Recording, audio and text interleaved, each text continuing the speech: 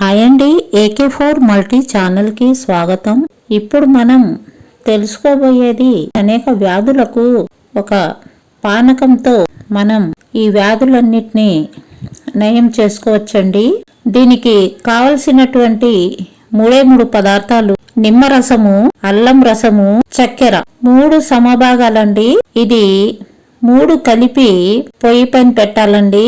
చిన్న వేడిలో చిన్న మంట పెట్టి వేడి చేయాలండి. ఇది పానకం లాగా తయారవుతుంది. ఈ విధంగా తయారైనటువంటి పానకాన్ని మనం నిల్వ చేసుకొని ప్రతిరోజు 2 టీ స్పూన్లు ఈ పానకము 1 గ్లాస్ నీటిలో వేసుకొని ఉదయము సాయంత్రము తాగాలండి. మనకు ఎంత కాలం నుంచి ఉన్నటువంటి అజీర్ణ సమస్య అయినా, మలబద్ధక సమస్య అయినా, నాలుకకు రుచి లేకపోయినా, వికారాలు అంటే వాత వికారాలండి, ఇవి ఉంటే అన్నీ మనకు నయమవుతాయండి ఈ పానకం వల్ల. కొద్దిగా ఉప్పు కూడా మీ ఇష్టం, కలిపితే కలపచ్చు, లేదంటే లేదు.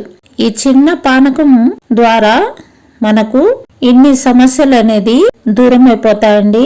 ఈ చిట్కా మీకు నచ్చితే లైక్ చేయండి, షేర్ చేయండి, సబ్స్క్రైబ్ చేయండి. థ్యాంక్ యూ అండి.